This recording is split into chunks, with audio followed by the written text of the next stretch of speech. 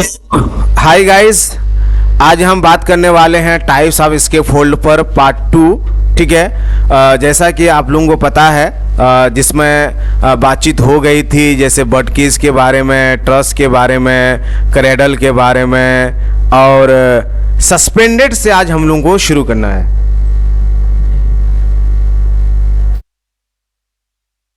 Suspended से हम लोगों को आज शुरू करना है। ठीक है। और सस्पेंडेड के से हम लोग क्या करते हैं, शुरू करते हैं इसके फोल्डिंग का जो है पार्ट।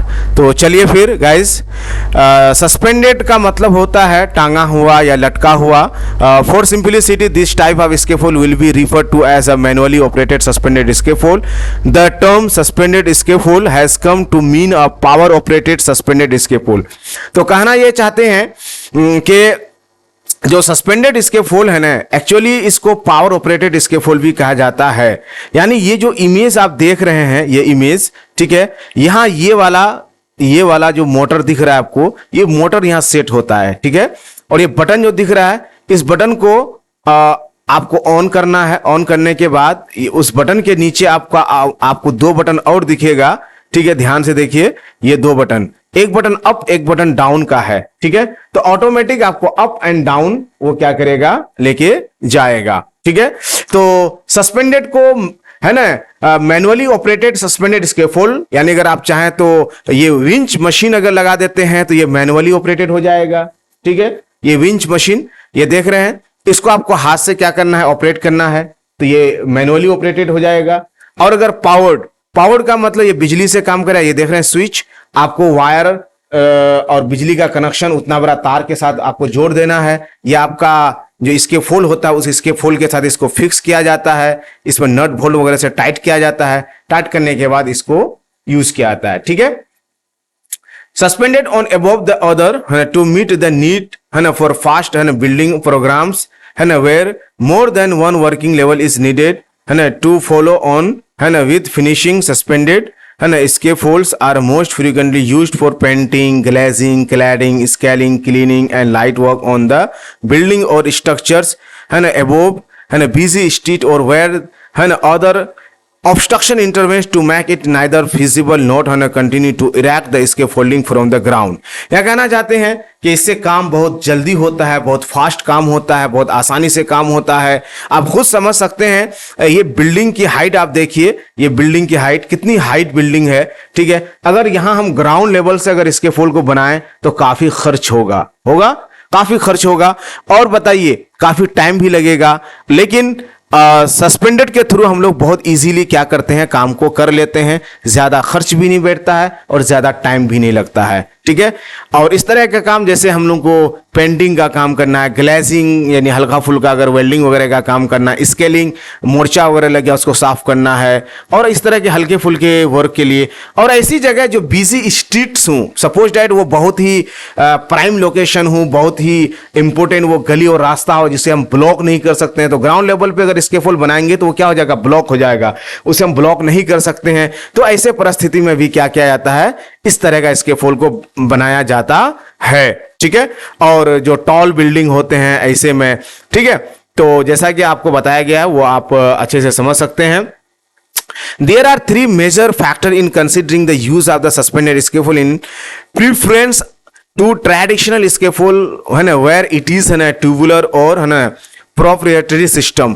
अब यह तीन बातें सस्पेंडेड स्कैफोल्ड में क्या होता है थोड़ा सा जानना पड़ता है, और वो तीन बातें सस्पेंडेड स्कैफोल्ड में पाई भी जाती है।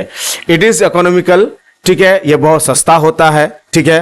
सस्पेंडेड स्कैफोल्ड्स में बी है ना ट्रेवर्स्ड, ठीक है, और जो सस्पेंडेड स्कैफोल्ड होता है उसको ट्रेवर्स्ड कर सकते हैं, रेज्ड एंड लोवर्ड, यानी ऊपर नीचे हम कर सकते हैं।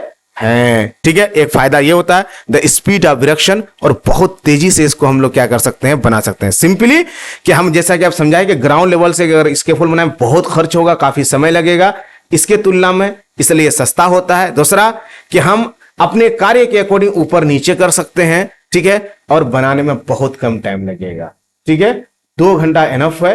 लाइए, ये बना बनाया क्रेडल की तरह होता है, लाइए वायर के साथ इसको कनेक्ट कीजिए, बस।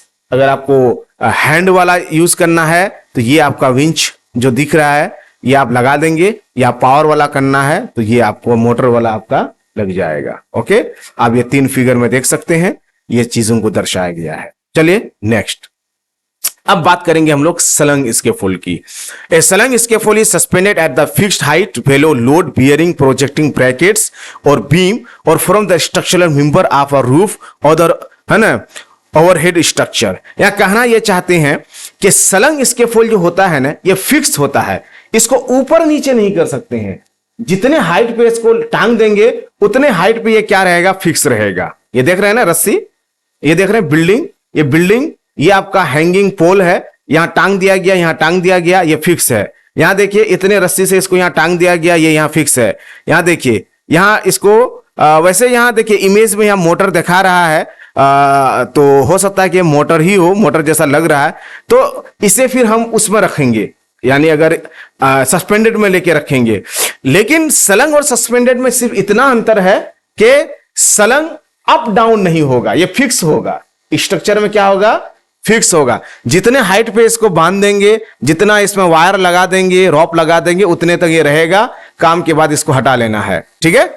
उसके बाद है It is similar to bird cage scaffold but has the advantages of leaving a clear space beneath the platform। कहते हैं कि बर्ड केज के तरह यह भी होता है, लेकिन इसमें एक फायदा यह होता है ना कि जहां इस स्कैफोल्डिंग को यूज किया जाता है उसके नीचे, beneath मतलब होता है नीचे, नीचे क्या होता है, खाली होता है। सेम जो इससे पहले वाला जो स्कैफोल्ड की बात हम किए सस्पेंडेड वाला, सेम इसका भी वही हाल है कि जहां इसको बनाया जाता है उसके नीचे किसी तरह का कोई है ना बाधाएं नहीं होंगी, बल्कि रास्ता है, दुकान है या कोई फायर इमरजेंसीज कोई चीजें हैं, वो सब क्लियर रहेंगे, उसको किसी तरह का कोई प्रॉब्लम नहीं होगा, ठीक है। And the purpose of wire of slung scaffold is to provide the working platform from the underside of a structure without है ना restricting movement in the area below. Common application are है ना for gaining access to the ceilings of large halls, cinemas, bridge है ना, सोफिट्स, oil rigs. बताते हैं कि जैसे कभी कभी हम लोग को कन्फाइन स्पेस के अंदर बड़े बड़े हमारे जो ये होते हैं स्पेस होते हैं उसके अंदर काम करना होता है, या बड़े बड़े हॉल होते हैं उनके छतों वगैरह पे काम करना है उन पे, या सिनेमा वगैरह में जो काम होता है उसमें, ब्रिज जो बनाया था उसमें, ऑयल रिग जहां से तेल वगैरह को निकाला जाता है उसमें, ये सब में इस तरह का जैसे कुआं नुमा कोई हॉल है, कुआं जैसा अगर है, उसमें भी इस तरह का हम लोग सलंग स्कैफोल्ड के माध्यम से आराम से काम कर सकते हैं। और ये भी यहां भी साफ साफ बता दिया कि नीचे किसी तरह का कोई बाधाएं नहीं होगी, किसी तरह का रिस्ट्रिक्शन नहीं होगा, और जो भी चीजें हैं वो आराम से आना जाना कर सकते हैं। और ये भी बहुत इकोनॉमिकल होता है, बहुत सस्ता होता है, और आसानी से इसको बना सकते हैं। द सस्पेंशन में भी है ना ट्यूबुलर मेंबर्स और बाई है ना lifting gear and wire ropes and which are not provided with the means of raising or lowering. साफ साफ कहा है कि इसमें किसी तरह का हम जब सस्पेंड इसको कर देंगे, इसके फोल नहीं, सस्पेंड का मतलब था टांगना, टांगने का मीनिंग भी सस्पेंड होता है। तो सस्पेंड का मतलब यानी टांगना, जब इसको हम टांग देंगे तो हम लोअर नहीं कर सकते, यानी आप चाहेंगे हम नीचे आना चाहें तो नीचे नहीं आ सकते हैं, ऊपर जाना चाहें तो ऊपर नहीं जा सकते हैं, ये एक हाइट पे फिक्स हो जाता है। समझ गए, बस इतना ही अंतर है। Because of the nature of its uses and loading requirements a slung scaffold should be specially design.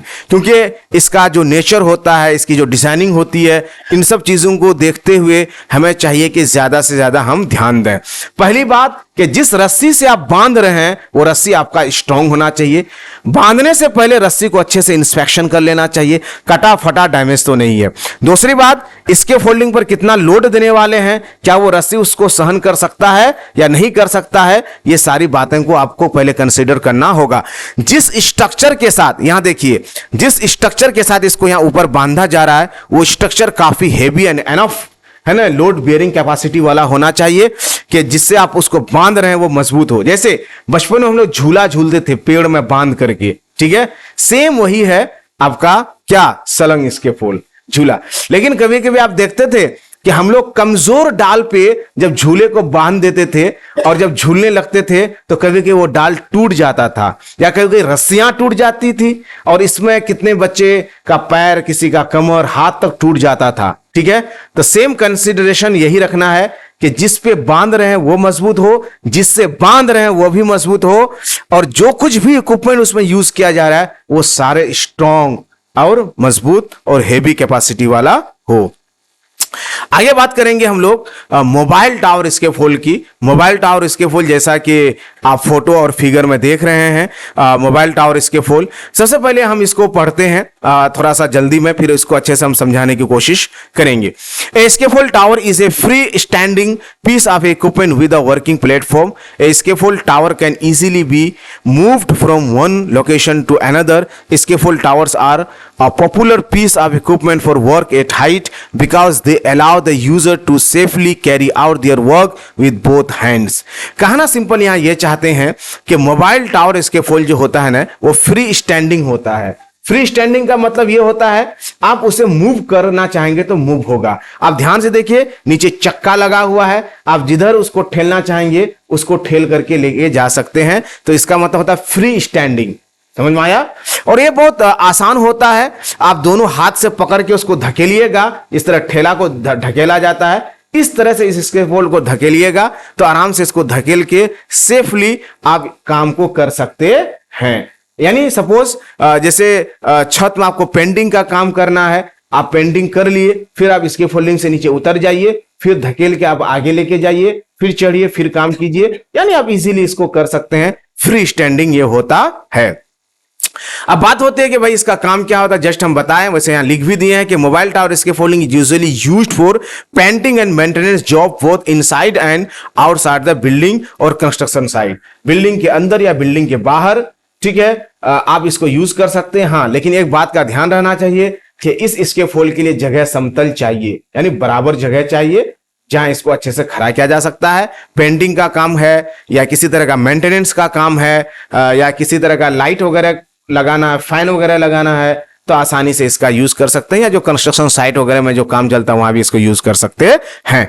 They are light duty scaffold and their use है ना should be restricted to only very light work. और बताते हैं कि ये बहुत हल्का फुल्का काम करने के लिए है, हेवी ड्यूटी करने के लिए नहीं है। इसलिए इस बात का ध्यान रहे कि बहुत ज्यादा इस स्कैफोल्डिंग पर लोड नहीं डालेंगे। ठीक है, लाइट ड्यूटी है। लाइट ड्यूटी का मतलब 1 से 2 आदमी इस पर चढ़ेगा, इससे ज्यादा नहीं, इस पर ज्यादा सामान नहीं रखा जाएगा, क्योंकि ये क्या होता है, लाइट ड्यूटी स्कैफोल्ड होता है। They have a working platform at a top which is accessible bye a ladder that is installed inside और आउटसाइड द इक्विपमेंट। और बताते हैं कि ये जो होता है स्कैफोल्ड, इस पर चढ़ने के लिए हमें लैडर लगाना पड़ता है, सीढ़ी लगानी पड़ती है, और सीढ़ी हम अंदर से भी सेट कर सकते हैं और सीढ़ी चाहे तो हम बाहर से भी सेट कर सकते हैं। आप दोनों फिगर को आराम से यहां देख सकते हैं। देखिए, इसका यहां बाहर से लगा हुआ है और इसका यहां अंदर से लैडर लगा हुआ है, ठीक है, चढ़ने के लिए। उसके बाद the whole structure is usually mounted on a wheel to help it move all around the construction site. Using aluminum scaffolding is one of the safest way to prevent the accident while working at construction sites. यहाँ कहना ये चाहते हैं कि इस structure को जब खड़ा किया जाता है तो व्हील पर किया जाता है या कैस्टर पर किया जाता है, यानी चक्का पर किया जाता है। समझ में आया? यानी जो सोल प्लेट होता है ना, एक्चुअली सोल प्लेट जो है ना इसका चक्का होता है, चक्का ही इसका सोल प्लेट होता है, ताकि इसको हम मूव कर सकें, एक जगह से इसको दूसरी जगह आसानी से हम कार्य क्षेत्र पर लेके जा सकें। और एल्युमिनियम का स्कैफोल्ड आमतौर पर इसके जो पार्ट्स होते हैं, कंपोनेंट्स होते हैं, वो एल्युमिनियम का होता है, क्योंकि ये ज्यादा अच्छा होता है, स्टैंडर्ड होता है और ये सेफ होता है। It is usually consist of 4 standards and it is square in the construction. इसमें कम से कम 4 आपका स्टैंडर्ड यूज किया जाएगा, 4, तब तो खड़ा रहेगा। ठीक है, 4 स्टैंडर्ड यूज किया जाएगा। आमतौर पर ये स्क्वायर में होता है, शेप इसका क्या होता है, स्क्वायर में होता है, लेकिन कभी कभी आपको स्क्वायर ना होकर के आपको रेक्टेंगल शेप में भी मिलेगा, लेकिन बहुत ज्यादा नहीं होता है, बड़ा ऑलमोस्ट वो स्क्वायर में ही रहता है। ठीक है, ताकि हर तरफ वेट बराबर बना रहे और काम जब इस पर किया जाए चढ़ के तो आसानी से किया जा सके। ठीक है, उसके बाद कहना यह चाहते हैं कि it should not have more than 1 working platform. इसमें एक प्लेटफॉर्म से ज्यादा प्लेटफॉर्म बिल्कुल भी नहीं होना चाहिए। End guard rails and toe है ना, यहां सी हो गया, टो बोर्ड्स हैं, मस्ट बी प्रोवाइडेड है ना। The height of the the height of the lifts should not be exceed 2.5 meter or greater the minimum spacing between the standards. अब यह कहना ये चाहते हैं कि इसमें भी गार्ड रेल लगाना है, टॉप रेल है ना, मिड रेल टू गार्ड, ये सब कुछ लगा करके ही काम हमें करना है। और दूसरी बताते हैं, जो लिफ्ट होता है, लिफ्ट है ना, उसकी हाइट 2.7 मीटर से ज्यादा नहीं होना चाहिए। और यहाँ दूसरी बात ये भी कहना चाहते हैं कि जो स्टैंडर्ड हमारा होता है ना, स्टैंडर्ड, ये स्टैंडर्ड जो देख रहे हैं आप, ये एक स्टैंडर्ड से दूसरे स्टैंडर्ड के बीच की दूरी 2.7 मीटर से ज्यादा नहीं होना चाहिए, वरना कमजोर हो जाएगा, ज्यादा दूर होगा तो। ठीक है। दूसरा the base lift should be, है ना, fixed at the near the castor और व्हील्स एज पॉसिबल।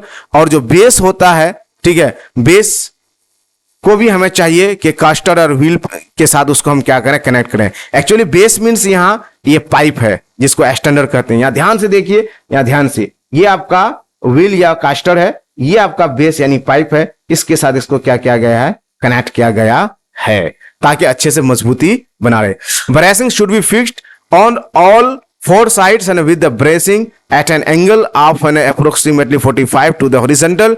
इसमें ब्रेसिंग वगैरह सब कुछ यूज किया जाएगा, चाहे फेस्ट ब्रास हो या ट्रांसवर्स ब्रास्ट हो, सारे ब्रासिंग वगैरह यूज किया जाएगा और 45 डिग्री एंगल में इसको फिक्स कर दिया जाएगा। राइट एंगल कॉपलर का ही सिर्फ इसमें यूज किया जाएगा, बाकी दूसरे कॉपलर्स का बिल्कुल भी यूज नहीं किया जाएगा।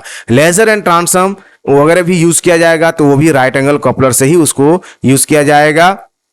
ठीक है, या एसवाइवल कॉपलर कर सकते हैं, लेकिन ज्यादा सेफ एंड बेहतर होता है कि हम राइट एंगल कपलर का यूज करें। एंड प्लान, है ना, braces fix and standards by the right angle couplers, और जो ब्रासेस वगैरह हैं वो सब स्टैंडर्ड के साथ राइट एंगल कपलर से ही फिक्स करेंगे।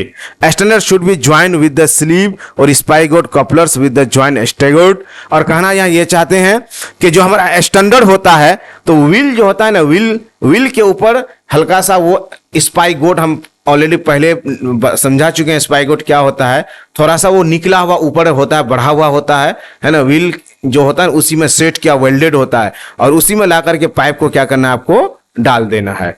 इसी की बात हो रही है, ताकि वो जॉइंट अच्छे से बना रहे। ठीक है। और कभी कभी क्या होता है, ये जो स्केफोल्ड बनाया जाता है, तो ये स्टेबलाइजर के तौर पे यहाँ चारों तरफ इसको एक टेकन भी दिया जाता है, स्टेबलाइजर इसको कहता है, टेकन, है ना, ताकि ये इधर उधर गिरे नहीं। ठीक है।